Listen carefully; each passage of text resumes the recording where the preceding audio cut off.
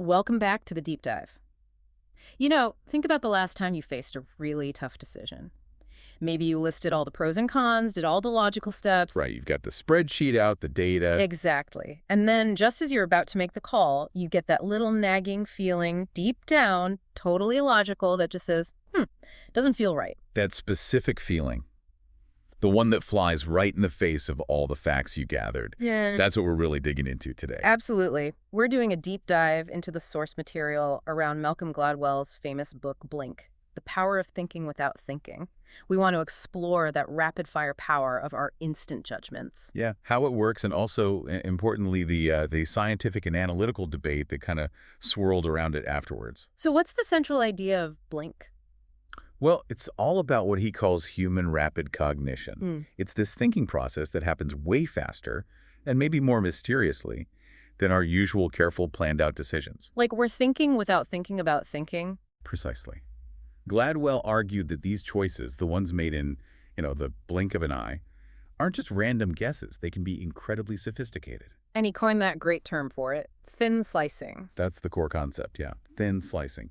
It's this ability to take a really tiny slice of experience, just the gist of something, and somehow make a pretty accurate judgment or paint a whole picture from it. So it's not just a fuzzy gut feeling, there's a mechanism.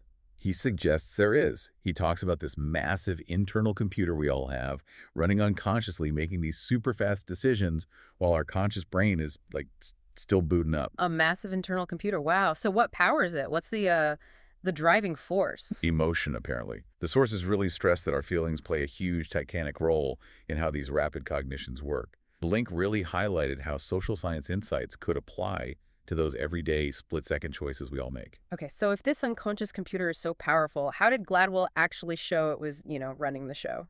Well, his method was pretty compelling. He weaves together all these studies and stories, asking catchy questions like, why do we fall for tall, dark men? Yeah. And then backing it up with actual experiments. Right, it wasn't just theory. He showed thin slicing in action at all sorts of places. Exactly. The sources cover everything from, speed dating Low stakes, usually. to high-stakes stuff like gambling, military war games, even predicting malpractice suits against doctors. It's all about picking up on those quick, often nonverbal signals people give off. I always remember the example about predicting divorce. Just by watching a couple interact for a few minutes. Yeah, that one's chilling. Apparently, we leak these nonverbal cues about our relationship's future without even realizing it. And thin slicers they can spot them instantly. So the problems are plain to see if you know how to look, even if the couple themselves are oblivious. Wow. It's a powerful idea. And the core argument in Blink is that this unconscious thought often just overrides our logical processing. And sometimes that's actually a good thing. How does it override it? He uses the metaphor of a locked door. When you make a snap judgment, your unconscious gets there first, makes the call, and slams the door before your conscious mind even gets its shoes on. Okay, that's slightly terrifying, though. Because if the unconscious gets there first, doesn't that mean our hidden biases, our prejudices, all that stuff we don't want driving decisions gets first dibs before we can even consciously check ourselves? That's the risk, absolutely. And it's a critical point. Though early on, some research seemed to back up the power of the unconscious. There's that Dijkstra study suggesting people who were told not to consciously think about a complex choice sometimes ended up making better ones. So, sleep on it, but even faster. Kind of. Yeah. It boosted the idea of these rapid, non-conscious processes being quite effective in certain situations. But Gladwell was specific, wasn't he? He wasn't just talking about general intuition, was he? Good point. Yes, he specifically talked about the first 2 seconds. It was about that initial, rapid cognitive burst, not necessarily a vague, drawn-out intuitive feeling, a subtle but important distinction. Okay, so we have this powerful, super fast, unconscious processor, but it's not foolproof. Not at all. And this is where things get, complicated. Even Gladwell acknowledges that trusting those first 2 seconds can definitely lead you down the wrong path. Right, our ability to read people or situations quickly can fail. And didn't the research also show something weird about trying to explain why we had a sudden insight? Yes. That's fascinating. Trying to consciously analyze or explain how you arrived at an insightful solution can actually mess up your ability to have insights. It's like the explanation kills the magic. You know it, but you can't say why, and trying to say why makes you not know it anymore. Strange. Very strange. And this brings us to a really key point that the sources highlight. A significant apparent contradiction between Blink, which came out in 2005, and a later book he wrote, Talking to Strangers, in 2019. Okay, a contradiction. How so? What changed in his view on, say, reading people's emotions? Well, in Blink, he heavily featured the work of Paul Ekman, a researcher who argued that basic facial expressions, happiness, sadness, anger, fear, are pretty much universal. Right, the idea that a smile means happiness everywhere, basically? Exactly. And the implication in Blink was that these expressions are a reliable window into what someone's feeling. So you can thin slice faces effectively. Okay, makes sense with the theme. But talking to strangers. Completely different take. In that later book, he argues pretty strongly that we should not rely on reading facial expressions. He even uses examples like studies with remote tribes who struggled to identify emotions from standard photos, which directly challenges that earlier universal claim. Wow, that's a big shift from trust the face to don't trust the face. What happened? Did the science just evolve that much in the years between? That's definitely a big part of the story. The whole idea of reading emotions from facial cues has become, well, intensely debated in psychology. Well, researchers like Lisa Feldman Barrett and her team, for instance, have published work seriously questioning Ekman's original findings. Questioning them in what way? Like the results weren't repeatable. Pretty much.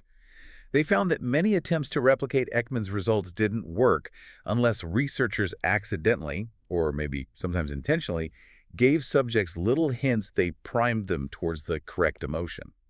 So the universality wasn't as solid as it first seemed. That's a major issue for the thin slice the face idea. It is. And look, this isn't just nitpicking.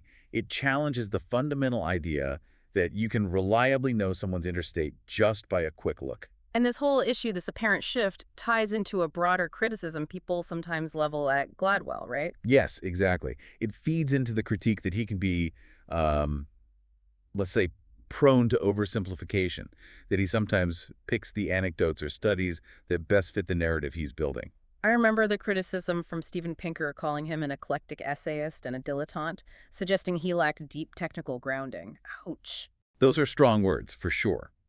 But they do reflect a certain tension between compelling storytelling and strict scientific rigor.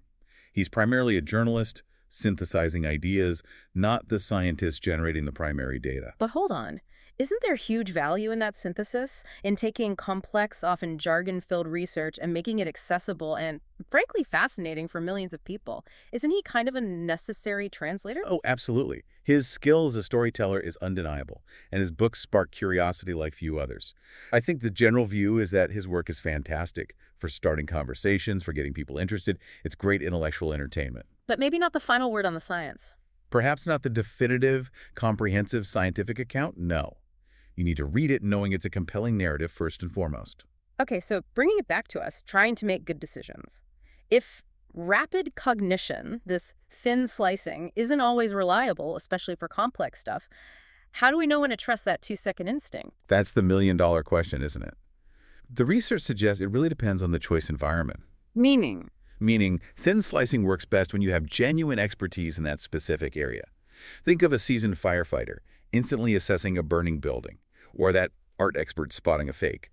They've built up a massive internal database through experience. So expertise allows for accurate snap judgments in that field. Right. But for really complex problems with tons of variables, like, say, navigating international relations or making huge financial investments, relying solely on a gut feeling, on that 2-second rule is probably pretty risky. Yeah. You need more deliberate analysis. So it comes back to balance, which, interestingly, Gladwell himself eventually seemed to land on, right? Exactly. He did state it, and later research supports this too.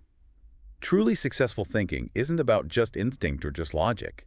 It's about finding the right balance between that deliberate, slow, analytical thinking and the fast, instinctive kind. Using both tools appropriately. Precisely.